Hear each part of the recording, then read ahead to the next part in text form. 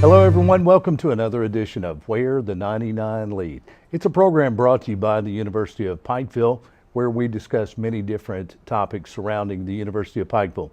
The brand new Kentucky College of Optometry to open this semester, Kentucky College of Osteopathic Medicine, academics, athletics, many different course opportunities at the University of Pikeville. I'm Andrew Joyce, your host, and special guest here today. A very interesting topic as we'll talk biology today, studying abroad, and one of those courses that is available at the University of Pikeville. Joined again by Dr. Darla French, Assistant Professor of Biology at UPike. Welcome back. Thank you. Great Good to be have here. you. You've been a returning guest. Yeah, I've been on this show a couple of times. Yeah. For those that have tuned in that do not know Darla French, talk about your background and where you come from, your studies, and your arrival here at UPike. Sounds good. I'm just finishing up my 4th year at UPike. I come from Purdue University. It's my first job out of graduate school. Right. So I was at Purdue and got my master's in science education, curriculum and instruction, and then my PhD in forestry and natural resources. Very good. Grew up, though, in Cleveland, Ohio. Did my undergraduate at the College of Worcester, which is a very small liberal arts school in Northeast Ohio. Should I say go Cavs? You could. I don't follow Cleveland sports much. My grandfather and my brother are very big, all Cleveland team fans. Even non-sports fans, I think, take pride when a city wins a major championship. Yeah, they did pretty good. There you go. this year. Something to be proud of. Your doctorate, again, in what area? Forestry and natural resources. It's a great place for you to be in Eastern Kentucky and Yeah. Central Appalachia. Yeah, it's great. It was one of the reasons that really drew me here when I came to interview is how beautiful it is and how many natural resources are available just right out the back door. Very good. And of course, Professor of Biology at the University of Pikeville. It's one of the most popular courses and areas of study at UPike. Yes, we do have one of the biggest majors on campus. I don't have numbers for this coming year yet, but we were at about 265 students last year. And that's great for the university. Also joined again by Dr. Tace Meyer. Welcome back in. You've been here before as well, and we had a great show last time. I learned something every time you guys are here, so I appreciate these particular shows. Dr. Meyer, again, let's talk about your background, where you come from before arriving at UPike. Born and raised in Southern Africa, moved to the United States. Did my master's work at the Illinois State University, my PhD in entomology at the University of Illinois in Champaign-Urbana, and then I'm going into my 5th year. Finishing up my 5th year, going to my 6th year at UPike. And you come to us from Southern Africa. When did you come to the States from there? When? 1993. So followed my wife here actually. So. You've been here long enough to lose the accent. I'm working but on it. Don't you dare. I can say Parkville. You can indeed. We love the accent. Thank you. We love the accent. Dr. Meyer, welcome back, and Dr. French. Last spring, you joined UPike faculty and students studying abroad in Belize. I was extremely jealous when I heard about this trip. But tell us about the experience from a faculty perspective and what it's like to teach abroad. Yeah. From a faculty perspective, we're very interested in our students getting experiences off campus. I just think it helps them have a broader experience and maybe connect with people outside their own culture. And so we took 7 students, and Dean Tom Hess also went with us, and Dr. Tim Whittier and I team led the trip. Sure. Tim did a lot of the organization and making reservations and kind of the nuts and bolts, and so I was there mainly as support on the trip.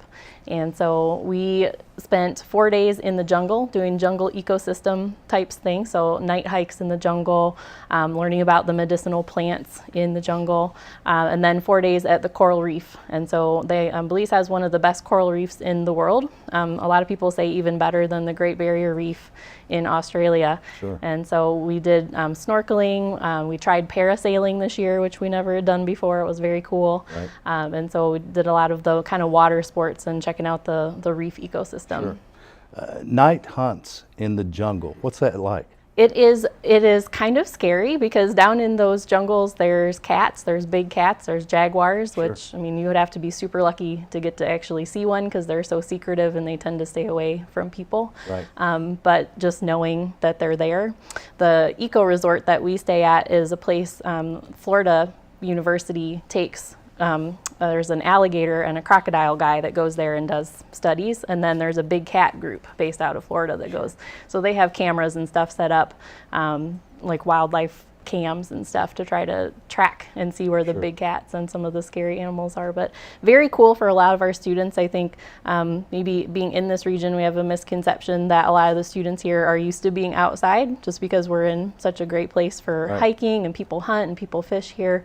But being in the jungle at night is a totally different ball game. Yeah, I was going to say that's a type of classroom that you can't get even in our area in Central Appalachia because we have opportunities to be outdoors in the woods and in the hills and mountains, and but it's a very different type of outdoor experience, that classroom. It is. And then the coral reef, being able to scuba and those stuff, you can't teach that classroom without being there. Yeah, in fact, in the spring semester every year I teach the freshman biology intro class, and part of what we do is what we call the march through the phyla. So we start with bacteria and work our way up through vertebrates and kind of survey all the different types of living things on the planet. And we were lucky enough on this trip that 6 of our 7 students were enrolled in that class at the same time. So for them, it was super exciting to see hands-on, firsthand, a lot of the stuff that we were talking about in class. So I wish we would be able to do that with all the students enrolled. Absolutely. Experiential learning. And of course, at the University of Pikeville, it's tried to be incorporated into every class with every student, but it's impossible to do. But certainly this is an attempt at that, and how enriching it is to be able to step into those classrooms. Yes. You've taught abroad before. How was this trip different than other experiences? This trip, so this was my 3rd time to Belize, and so I've done this trip with Tim, and this was my 3rd time. And every trip is different. Every group of students is different. You know, the first time I went, we had a really big group of students, and they all were really good friends before we went. So it was a very different dynamic. We were kind of worried this time that we only had 7 students and none of them knew each other going into it. And so the first few class meetings we had, so we do a class during the semester before we go where we meet once a week and try to learn about some of the stuff that we're going to be seeing. They wouldn't talk to each other. They were so quiet, and we were really, really worried about being able to build the community that we wanted. But once we were on the trip, they gelled, and they all talk to each other now and hang out. Now that we're back from campus, they go out to dinner with each other and have study groups and stuff. So every group of students you encounter, I would imagine, just as if every class that you have is different. That's very true. Different personalities, you know, different dynamics coming into it. Absolutely.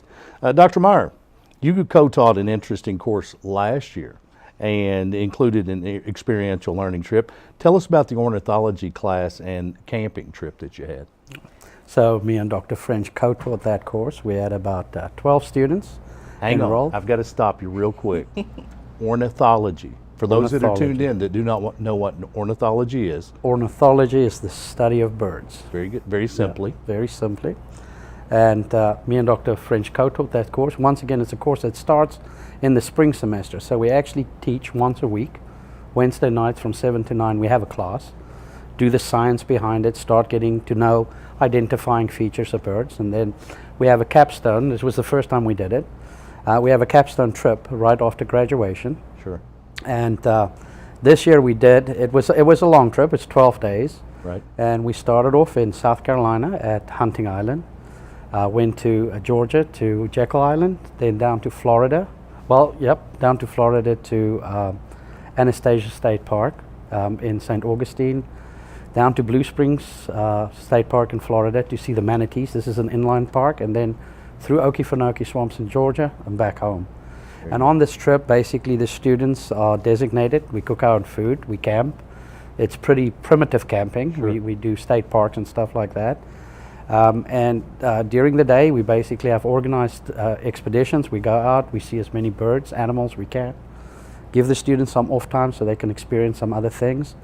And then we also try and include a cultural component to it. For many of our students, they don't leave Eastern Kentucky much, you know. So we actually had students on those trips that has never left Pike County. Sure. And so one of the things we did, we try and include some of the cultural activities We went to a Gullah community, 'cause this is one of the communities out on the Barrier Islands in South Carolina. And we went there and we ate with them. We had food at a Gullah restaurant. The gentleman came out. He's actually featured on National Geographic quite a bit.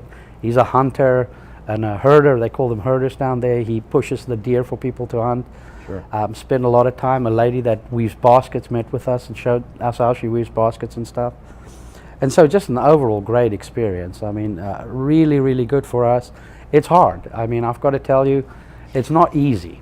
Right. There is some hard elements to it for many of our students. The heat, you know, being out and, Sure. and being on the road the whole time. Pretty rough, but overall brilliant trips. I mean, makes us happy, builds amazing community with our students, Yeah. and makes people belong. Becoming a bear, you know, it's Yeah. part of that idea of we serve too. So How many species of birds did you I think we encounter? ended up having about 120. We're around about 120. We estimated it would be higher. We had great birding, many new, but many of the common species that we thought we would see, we never got. We got some really rare species, but 102. I would have hoped we should have been close to about 150, but Right. you know, the birds don't read the books. They don't know where they're supposed to be. Sure. So Exactly. We've got a lot of species of birds we do. here in our area. Yep.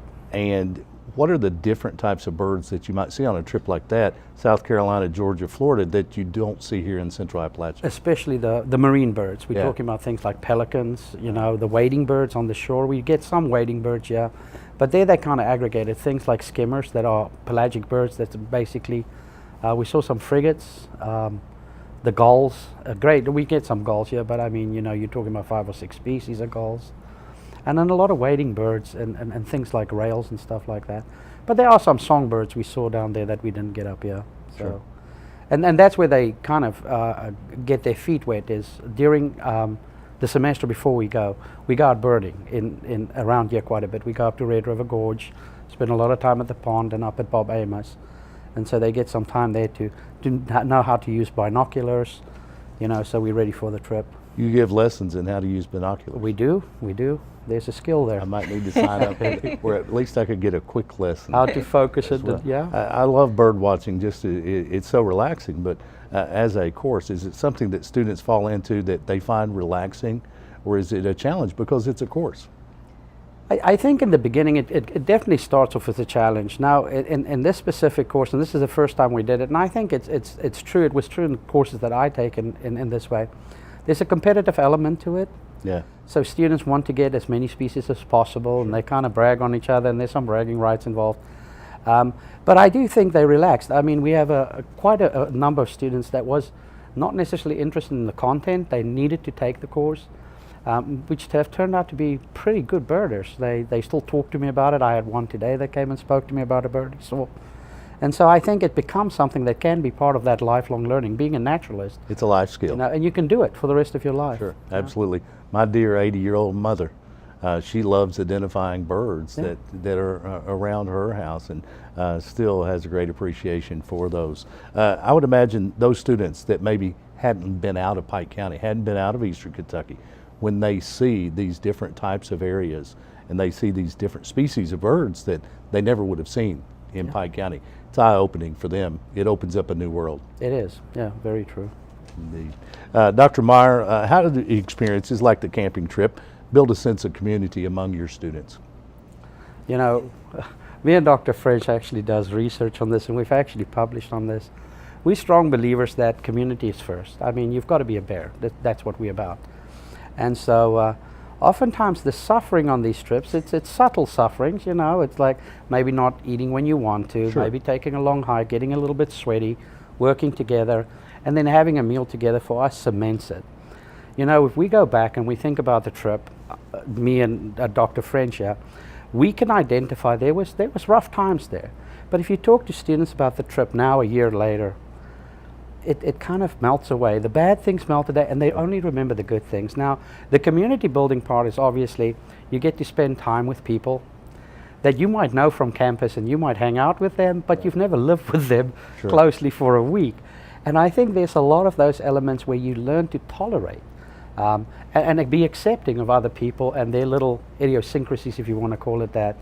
And so we definitely feel that when they come back, there's definitely this bigger sense of community. There is something about doing hard work together, and sharing, breaking bread together, that definitely helps in building community. And you can see that. We actually have two students that knew each other but weren't very close, that actually after the trip was done, they engaged now. They're going to get married in a few months, yeah, which we never expected. Right. But there is something where you get to know people in a way that you don't know them. I mean, just by the sheer idea of living in close proximity with each other for about 14 days. You mentioned inconveniences, sufferings, shared sufferings, as minor or as intense as they could be. They do certainly build community more so than shared wonderful experiences. And they build character too, you know, Sure. and that's one of the things that we definitely, let's call it a shared experience rather than shared suffering, right? Yeah. But there is definitely an element of being uncomfortable, Yeah. being taken out of your comfort zone and doing it with other people. You throw me in the you middle of support. a jungle in Belize at night, that's suffering to me, my friend. Sweating in the swamps of Yeah. Georgia in the late spring, that's suffering to me. You can call it an experience if you like. Yeah, that's true. And 6 months later, you don't remember the sweating and the suffering. You remember the beautiful birds and the good meals And the people. and the people. And the people, indeed. And that's what we're working towards. Indeed.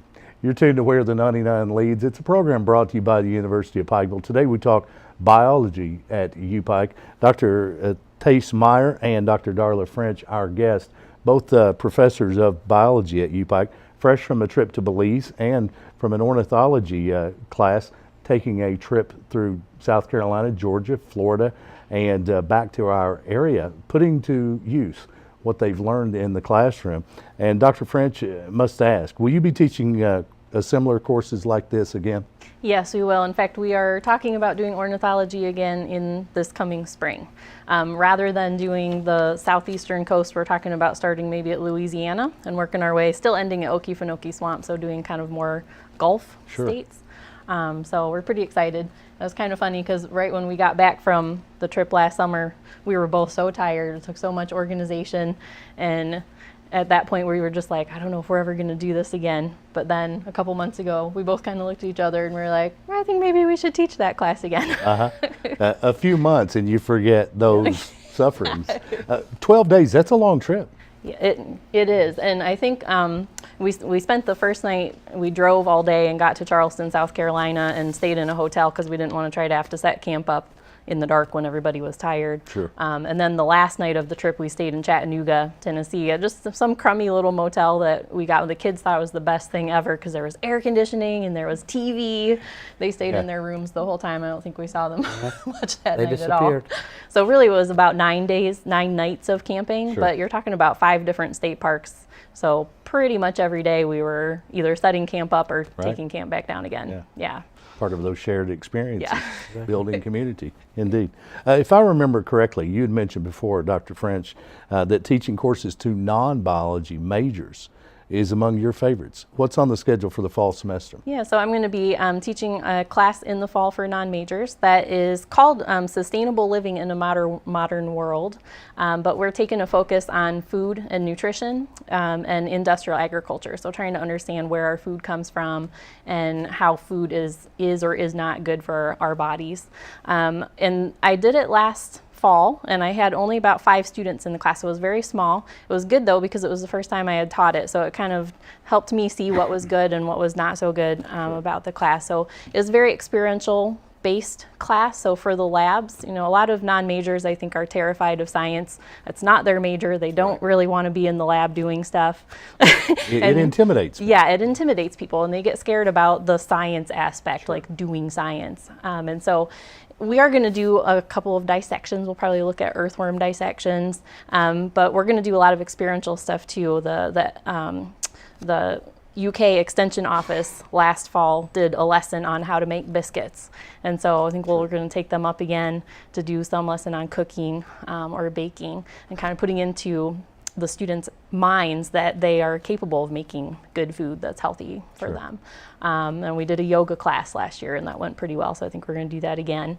So we're trying to do some very experiential-based activities as well as kind of sneaking the science in there so that they aren't so Sustainability scared. is a hot topic word. It's something that I don't know, 5 to 10 years ago, you hadn't heard the word, and you didn't hear it used prominently, but we hear it so much now. Talk about what it is for those that are tuned in that don't understand sustainability. Yeah, and so you're right. It is very much a hot word. It's a buzzword now in the news. It's also can be a hot button issue for some people. But sustainability, just in a nutshell, is how are we going to keep the human species going with the resources that we have? Sure. So, you may or may not know that the world population is just increasing so rapidly right now, and scientists, biologists, we can look at the world and say we don't really have the resources to sustain this current level of increase in human population.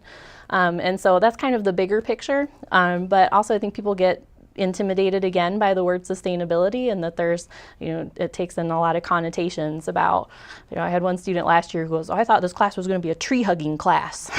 This was all about sustainability, when I found out it's not that at all. Right. And so my bigger message for the students is helping them be informed citizens. And I think that's really important for non-major students in particular. The science majors are going to figure out how to be informed about the science that's in the news, but they make up only a small portion of people who are voting, for example, on scientific issues.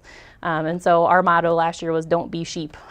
I want you to figure out how to take some information and decide whether it's good information or not, and then what do you do with that? Absolutely. Yeah, so it'd be good. And you mentioned industrial agriculture. Mm-hmm. Talk about that for just a moment. Yeah, so industrial agriculture there's this idea now that people are so disconnected from where our food comes from. You go to the grocery store, how does the stuff that's there, how did that get there? Sure. Whether it's produce even, produce that gets transported from really far distances, sure, or processed foods that you buy off the shelf. And so I think, I was in FFA when I was a kid. Sure. Which Future Farmers of America, they don't like to be called that anymore because it's more than just farming. Right. But the idea of agriculture, and I think being informed about where our food comes from can help you make healthier and better decisions. We live in the diabetes belt, and Yes, so there's a lot of issues, health-related issues here. It's one reason we have so many students that are interested in going into health professions. Sure. And so I think helping them see how food fits into that. Right. Is very important. And we're seeing a strong push even locally to bring produce back. Mm-hmm. So many families, they raised their own foods years ago, and there seemed to be a lost generation or two, and we're getting back to that. It is a trend I'm starting to see. Are you seeing that too? Yeah, definitely. I just found where the new farmers market is being put in, so right. I was excited. It's a little like gazebo thing that's going to be built over, sure, by where the Bears play football. So I think that's a good location for people it's a visible location for people to see. Yeah. Exactly. Doctor, field work incorporated into the course? I haven't really decided yet. I'm kind of figuring out this summer what we're going to do. I have taught an iteration of the course where we did some soil sampling on post-mining sites, and that went pretty well. But I haven't quite decided how the class is going to be shaped this fall, so possibly. Keep us updated. Will do. Keep us updated. Dr. Meyer, the university has an outdoor classroom. We do? I think we talked about that the last time you were here. It was news to me. I had learned something. I didn't realize that. But students and faculty can conduct field work there. How has that enhanced research opportunities for students? It is busy enhancing it. So one of the issues we had at that point was that it was pretty far away. Yeah. Governor Patton's been instrumental in helping us. We actually have a big sign up there now, so if you guys drive past Prestonsburg, look for the sign. It's on the right Mountain along Parkway. the Mountain Parkway. It's right next to the Mountain Parkway. We've got a light-up sign. We have a parking lot now, which increased our accessibility. And we teach a course out there called Restoration Ecology. I think the last time we spoke about that. And so we've got a long-term plan, set up strategic plan how to do it. There'll be some work happening this fall with removal of kudzu. We've got a lot of the invasive kudzu there, the plant. And so we'll be having some work doing there. Research is being conducted. It is. On how slowly to but rid surely. Appalachia of kudzu. Well, we're actually just trying to rid our side of kudzu. If we have anything that can be applied to the larger Appalachia, that would be a great thing. I've actually sat down and thought of ideas. There must be a use for this stuff. There's actually there's a chef in North Carolina that actually makes jelly from kudzu. Very good. So he actually has a menu of all invasive species, and he says we should eat them. Okay. That's the best way to get rid of them. So we've got that happening, and then now with the increased accessibility, hopefully we can get some more long-term. So a lot of it is now sporadic. We go out there when we have somebody that's interested. Right. But in the long term, we hope to set up a long-term plan. How large is the outdoor classroom? 29 acres. So it's mountainside. We've got bottomland. We've got a creek running through there. Wow. Beautiful, beautiful spot. And we just started exploring it. Sure. It's a lot of exploring to do. We just joined a consortium of field stations for Kentucky. And then we also just joined a new consortium, me and Darla, our department, for biodiversity research in southern and central Appalachia. So that only happened 2 weeks ago. So, Wow. and so there's good things happening, and we'll keep you updated. It's exciting. It is. For non-science people, it's still exciting for me, and I truly learn something new every time I speak with you guys. Dr. French, the Biology Club, not only is it a popular major, but the club's very popular on campus as well. It's one of the more active clubs on campus. Tell us about it and how club activities help students outside the classroom. Yeah, so it provides the students an opportunity to interact outside of the classroom with each other, as well as with campus for whatever activities they have going on. Their big thing is Haunted Lab in October, where they shut Armington down for 3 nights and they turned it into a haunted house. It's outstanding. I've been there. They've done a very good job. I think they called it 4 Floors of Terror this past year, and they added a clown floor that they were very excited about. We had about 400 people from the community and from campus that walked through. Sure. So it's their big thing that they like to do. They also will run concessions if we have activities on campus, like the Science Olympiad that happens for the region. Middle school and high school students come on a Saturday in February usually for science competitions. So they'll run concessions for that. And then this year they also tried selling flowers at graduation, which went very well. So I think they may be trying to do that again Sure. next year. Very good. As we've mentioned, Dr. French, you've had opportunities to teach a variety of classes. I have to ask you, what's your favorite class to teach and why? Yeah, you always ask me that. I know. I always have to be prepared for that one. I really think it is whatever I happen to be teaching at the moment. I mean, I just really get wrapped up and involved with what's happening in the classroom. I do really like my non-majors, though. Just I feel like that's a spot where I can really make an impact and help them not be scared of science. I think so. Yeah. Dr. Meyer, same question to you. What's your favorite class to teach? I'll have to give a similar answer. I like them all, but currently my favorite one is just because I probably finished teaching in the spring. I really like teaching parasitology. So we have a parasitology course we're teaching where students get to know all the major human parasites. We do lab work on them.